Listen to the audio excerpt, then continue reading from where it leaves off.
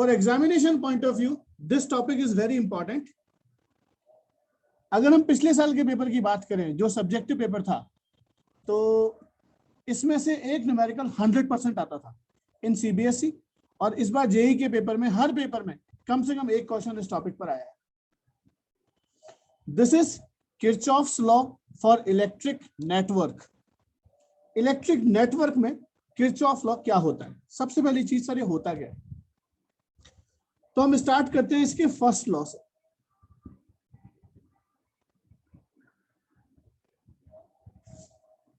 This first law is junction law. जैसे हम जानते हैं जयपुर एक जंक्शन है, जयपुर जंक्शन है मींस जहां पर दो से ज्यादा डिफरेंट डायरेक्शंस में ट्रेन जाती है। अगर बिल्कुल लोकल लैंग्वेज में बात करूं तो छाया, चौराहा, पांच बत्ती, ये सारे के सारे जंक्शन कहलाते हैं। तो ये एक जंक्शन है, यहां पर 3 वायर से करंट आ रहा है और 2 वायर से करंट जा रहा है। तो किरचॉफ कहता है कि टोटल इनपुट करंट, जितना करंट यहां आएगा, is equal to total output current. जितना करंट आएगा उतना ही करंट जाएगा, मतलब net current at a junction is always 0। अब जंक्शन क्या था? जंक्शन वो पॉइंट होता है जहां 2 से ज्यादा वायर आपस में जुड़ते हैं। आप कहते हैं सर मतलब जितना चार्ज आया उतना चार्ज चला गया, तो यहां पर चार्ज नहीं रुकता। तो this is based on the law of conservation of charge. ये बेसिक कॉन्सेप्ट है, बेसिक लॉ है फिजिक्स के 2, कंजर्वेशन ऑफ चार्ज और कंजर्वेशन ऑफ एनर्जी। तो अगर आपसे पूछा जाए कि किरचॉफ का फर्स्ट लॉ किस पे डिपेंड करता है, तो आप बोलेंगे it is based on the law of conservation of charge. तो इनपुट करंट था I1 plus I2 plus I3, output current है I4 प्लस I5। जितना करंट आया उतना चला गया, मतलब total input current is equal to total output current. इनको लेफ्ट ले आए तो algebraic sum sigma I is equal to 0, मतलब net current at a junction is always 0। Any confusion in this law?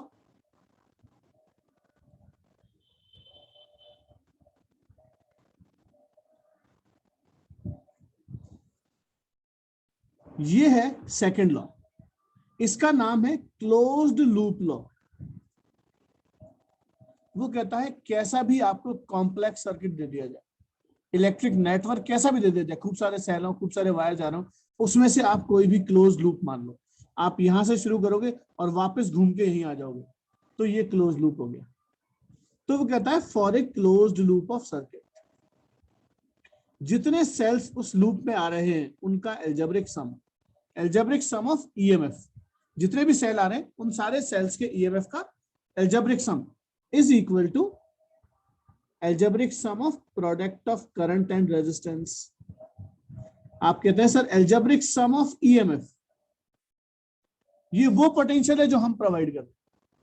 Sigma IR, ये वो potential है जो wire के अक्रॉस प्रोड्यूस होता है या वायर के अक्रॉस कंज्यूम होता है। तो हमने जो प्रोवाइड किया वो हमें इस फॉर्म में मिलता है। तो जितनी एनर्जी हम देते हैं उतनी ही एनर्जी वहां मिल जाती है। तो उसको लेफ्ट में शिफ्ट किया तो sigma E minus sigma IR is equal to 0। अगर मैं इसको बोलूं कि algebraic net potential across the close loop is 0, तो सिग्मा V इज 0। ये किस पर बेस्ड है? Law of conservation of energy. ये लॉ बेस है कंजर्वेशन ऑफ एनर्जी पर, वो बेस है law of conservation of charge पर। आप कहते हैं सर स्टेटमेंट वाइज तो हमें समझ में आ गई, according to statement it is very comfortable. Sir हाँ ठीक है समझ में आ गया, बट कोई सर्किट बना के देखते हैं। चलो हम एक सर्किट बनाते हैं। दिस इज अ सेल, ये एक रेजिस्टेंस R1, ये दूसरा सेल, ये R2, और इनको आपस में जोड़ दिया, और यहां बीच में एक रेजिस्टेंस और जोड़ा। ये पहला सेल, इसका EMF E1 माना, ये दूसरा सेल, इसका EMF E2 माना, ये रेजिस्टेंस रेस्पेक्टिवली R1, ये रेजिस्टेंस R2 और ये रेजिस्टेंस R3। सबसे पहले हम इसमें अप्लाई करेंगे हमारा फर्स्ट लॉ, किरचॉफ का फर्स्ट लॉ।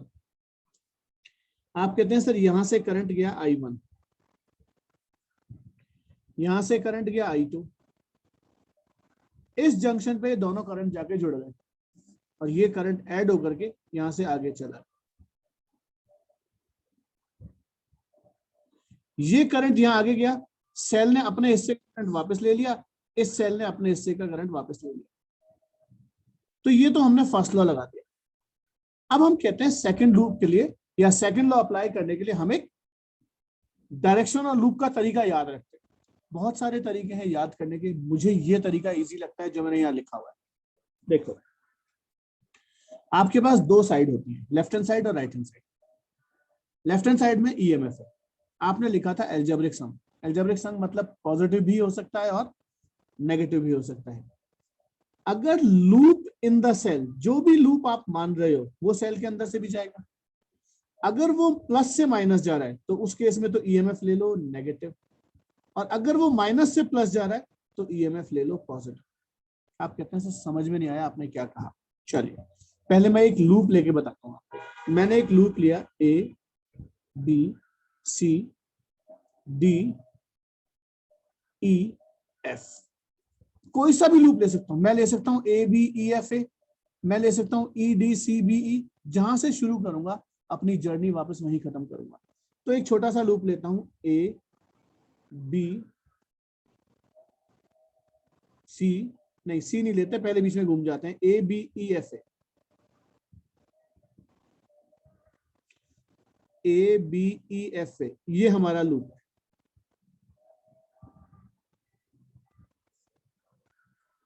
तो ए से बी कुछ नहीं है, बी से ई रेजिस्टेंस है, सी से ई एफ कुछ नहीं है, एफ से यहाँ रेजिस्टेंस है, फिर सेल है।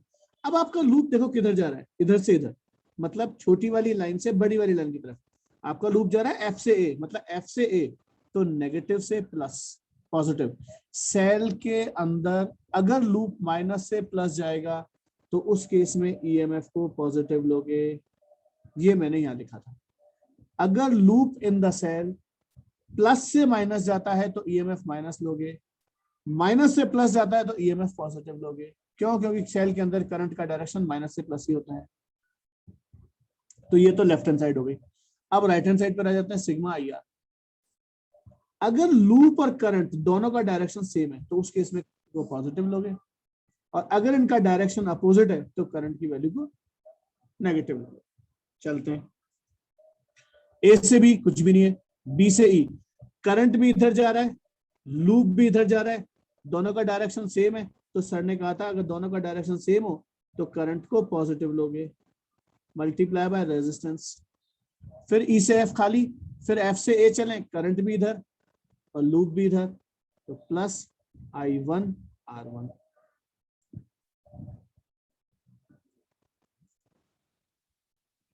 अब हम लूप लेते हैं बड़ा वाला, that is loop A B C D E F A, A B C D E F A. आप कहते हैं सर ए से बी कुछ भी नहीं है, बी से सी कुछ भी नहीं है, लूप जा रहा है। देखो मैं लूप वापस बनाता हूं रेड पेन से, ये लूप है,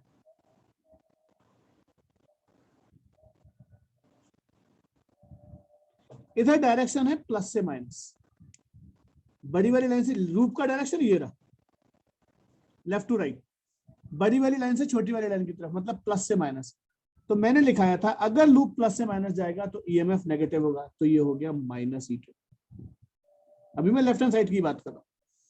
फिर खाली खाली खाली इधर चले, लूप ये जा रहा, मतलब माइनस से प्लस, तो ये प्लस हो गया। तो ये तो दोनों सेल आ गए। अब चलते हैं ए से बी कुछ भी नहीं है, बी से सी कुछ भी नहीं है, सी से डी, करंट इधर आ रहा है, लूप इधर जा रहा है, दोनों का डायरेक्शन एक दूसरे के ऑपोजिट। तो सर ने कहा था करंट नेगेटिव हो जाएगा, तो ये हो गया minus I2 R2।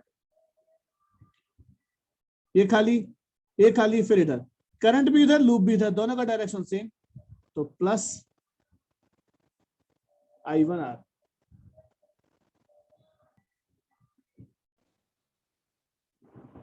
The name of the next law is Wheatstone bridge।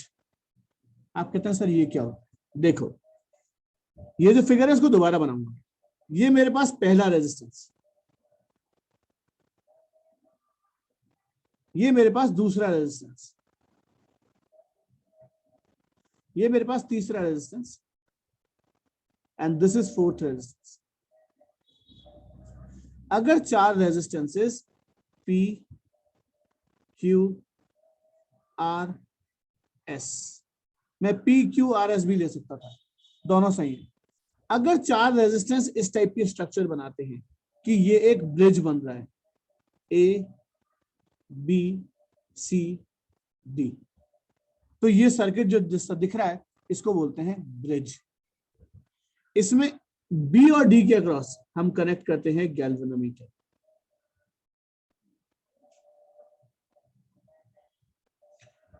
और A और C के अक्रॉस हम कनेक्ट करते हैं एक बैटरी या सेल, और की जोड़ना चाहो तो ठीक है, बाकी सर्किट खत्म। तो ये पूरा सर्किट कहलाता है व्हीटस्टोन ब्रिज। सबसे पहले करंट देखते हैं। आपने कहा सर यहां से जो भी करंट जाएगा वो इस पॉइंट पे जाके टूटेगा, तो मैंने शुरुआत में यहाँ 2 करंट मान लिए I1 प्लस I2। मैंने कहा यहां जाके तोड़ना ही तो है, तो I1 को तो भेज दिया ऊपर और I2 को भेज दिया नीचे। I1 यहां पहुंचा, I2 यहां पहुंचा।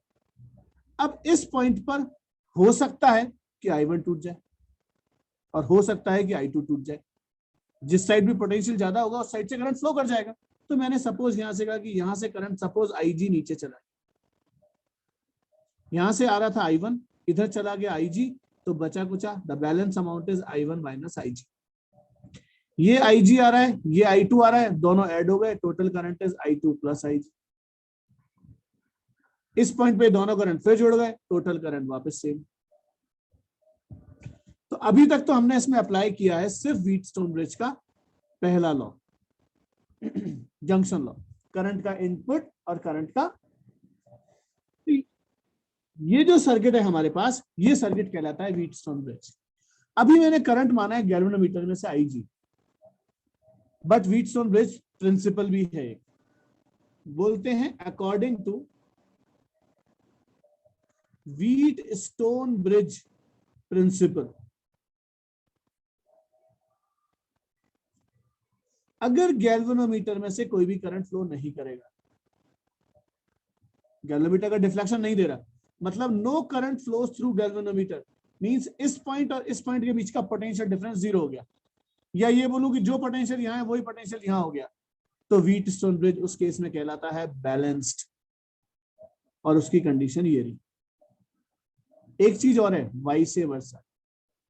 आप कहते हैं मतलब सर, मतलब ये कि अगर किसी सर्किट के अंदर ऐसा कोई सर्किट दे रखा है और ये रेजिस्टेंस रेशियो सेम आ रहा है, तो व्हीटस्टोन ब्रिज बैलेंस माना जाता है।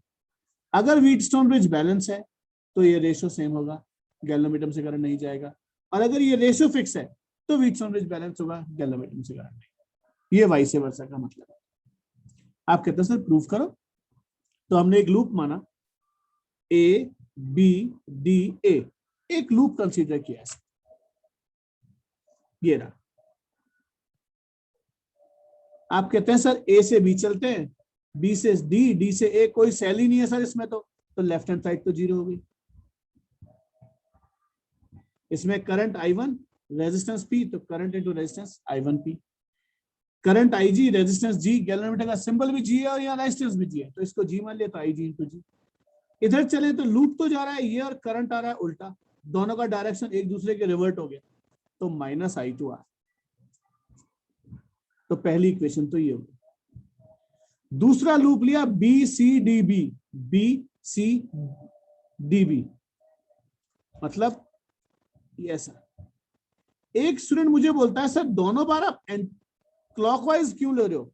मेरी मर्जी, आपको एंटी क्लॉकवाइज है ना, आप ले लो, कोई फर्क नहीं पड़ता, कोई सा भी लूप ले सकते हो, एंटी क्लॉकवाइज क्लॉकवाइज कैसे भी ले सकते हो, बट प्रूफ के लिए कुछ तरीके होते हैं कि यही 2 लूप लेने। हाँ, क्लॉकवाइज एंटी क्लॉकवाइज आपकी मर्जी से चलेगा। चलिए, B से C, C से D, D से B, फिर कोई सेल नहीं है, तो EMF 0।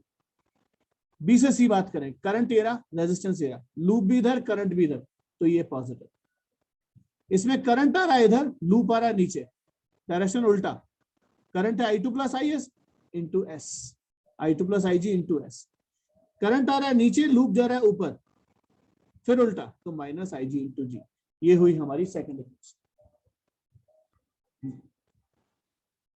अब अगर हम व्हीटस्टोन ब्रिज बैलेंस की बात करें, क्योंकि हमें तो ये रिलेशन निकालना है ना, अगर व्हीटस्टोन ब्रिज बैलेंस है तो current through galvanometer is zero. तो इसमें भी IG को जीरो कर दिया और इसमें भी IG को जीरो कर दिया। तो देखो 1, 2 और 3, इसमें ये जीरो तो बचा I1P plus zero minus I2R। इससे आगे I1P is equal to I2R। इससे रिलेशन निकाला I1 upon I2 is equal to R upon P। इस वाले में रखा तो I1Q माइनस I2S, बाकी सब कुछ जीरो। यहां से I1 I2 निकाला S बाई Q। इन दोनों को कंपेयर कर दिया तो आपके पास आया R by P is equal to S by Q। Invert एंडो कर दिया, उल्टा कर दिया, तो P upon R Q upon S, position change कर दी तो P upon Q is equal to R upon. दोनों सही है।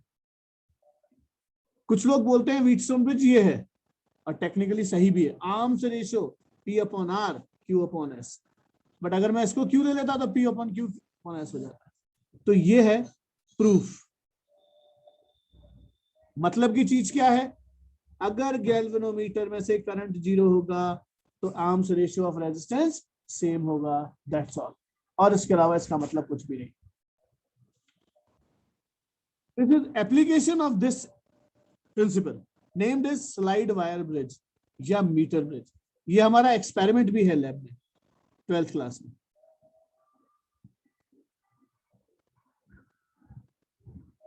एक्सपेरिमेंट है 12th फेज में। क्या है, it is a device which can be used to measure the unknown resistance। unknown resistance निकल जाता है तो resistivity निकाल देते हैं of the material of a given wire। given wire का resistance है, resistivity निकालने के लिए इसको काम पे लिया जाता है। ये किस पर बेस्ड होता है, व्हीटस्टोन ब्रिज पर।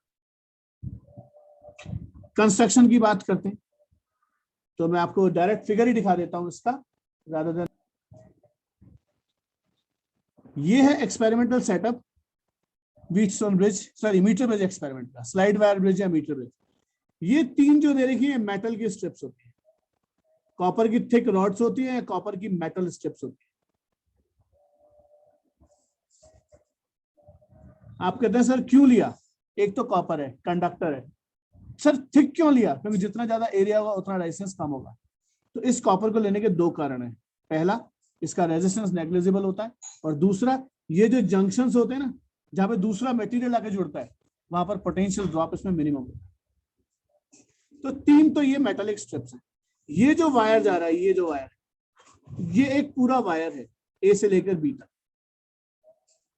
और ये एक रेजिस्टेंस वायर है, नाइक्रोम, मैग्नेटिन, कंसल्टेंट, कुछ भी हो सकता है। और ये एक मीटर स्केल बनाई हुई है। ये पूरा का पूरा एक वुडन बोर्ड पर अरेंजमेंट होता है। ये सर्किट कहलाता है, ये स्ट्रक्चर कहलाता है मीटर ब्रिज। अब सर्किट जोड़ते हैं। यहां से एक वायर लिया, इस वायर के एंड से कनेक्टिंग वायर, उसको सेल से जोड़ा। हम प्रेफर करते हैं सेल को, और की जोड़ा और ये खत्म कर दिया। ये है लेफ्ट गैप।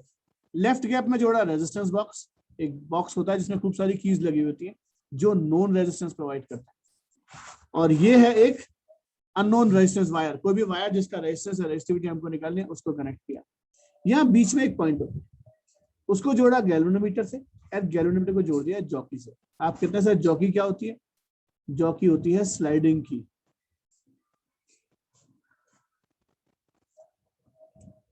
इस टाइप की मेटालिक, इसको आधा कर दूं तो मोटा थोड़ा ज्यादा है, मेटल की एक स्ट्रिप होती है जिसके ऊपर प्लास्टिक की कोटिंग होती है, एक हैंडल होता है पकड़ने के लिए। यहां से ऐसी होती है, ये इसके वायर के ऊपर स्लाइड कराते हैं, और पीछे से सर्कुलर होती है। यहाँ टर्मिनल होता है, यहाँ वायर जोड़ना, तो दिखने में वो ऐसी होती है काफी हद तक मेटलिक। सॉरी जॉकी, इसका नाम है जॉकी। ये तो हुआ इसका कंस्ट्रक्शन। अब हम आते हैं वर्किंग पर। कहता है सबसे पहले इसमें से एक रेजिस्टेंस बॉक्स निकालो। रेजिस्टेंस बॉक्स में से एक रेजिस्टेंस बाहर निकालो। जॉकी को ए पे टच करो, जॉकी को बी पे टच करो। लिखा हुआ है मैंने, देखो, A resistance is known out from the resistance box when key is close. Key को क्लोज करो और इसमें से रेजिस्टेंस बॉक्स निकाल, एक रेजिस्टेंस निकाल। जॉकी को पहले ए पे टच करो, अब बी पे टच करो। तो जो गैल्वेनोमीटर है, एक बार डिफ्लेक्शन इधर देगा, एक बार इधर देगा। अब स्टूडेंट कहता है सर पहली बार लेफ्ट देगा कि राइट देगा, वो एक्सपेरिमेंट पे डिपेंड करता है, मतलब आपने सेल कैसा जोड़ा है। बट इतना कह सकता हूं कि एक बार लेफ्ट देगा, एक बार राइट देगा। मतलब एक बार इधर देगा, एक बार उधर देगा, तो अपोजिट डायरेक्शन में डिफ्लेक्शन देगा। द डिफ्लेक्शन डायरेक्शन गैल्वेनोमीटर में चेंज हो जाएगा। इसका मतलब है मेरा सर्किट सही है। अब इस जॉकी को धीरे धीरे जेंटली इसके ऊपर स्लाइड करा और एक पॉइंट निकालता हूं जे, जिसकी डिस्टेंस दे रखी है L सेंटीमीटर। आप कहते हैं सर इस पॉइंट पर गैल्वेनोमीटर में डिफ्लेक्शन 0 है। Now slide the jockey at AB and find a point J जहां गैल्वेनोमीटर में कोई भी डिफ्लेक्शन नहीं होता। उसको मैंने मान लिया लेंथ L। अगर ये लेंथ L है तो बची कुची 100 माइनस L, क्योंकि है तो पूरा 100 सेंटीमीटर का वायर, 1 मीटर वायर था, तो 100 माइनस L हो गई। आप कहते हैं सर एक रेजिस्टेंस ये रहा, दूसरा ये रहा, तीसरा ये रहा, चौथा ये रहा, बीच में गैल्वेनोमीटर, तो व्हीटस्टोन ब्रिज बन गया। और गैल्वेनोमीटर में करंट नहीं जा रहा, तो व्हीटस्टोन ब्रिज बैलेंस हो गया। तो this divided by this is equal to this divided by this. तो R डिवाइडेड बाय इतने से पार्ट का resistance, that is resistance of AJ, is equal to X divided by resistance of this part, that is JB। आप कहते हैं sir small r माना resistance पर centimetre of the wire, क्योंकि wire fix है तो उसके पर सेंटीमीटर का रेजिस्टेंस r मान लिया। तो AJ का कितना हो गया, लेंथ इंटू r, और JB का कितना हो गया, 100 माइनस L इंटू r। इन दोनों को उठा के इसमें डाल दिया, तो R upon L into r, X upon this, R से R कट गया, X का फॉर्मूला। ठीक है, क्लियर।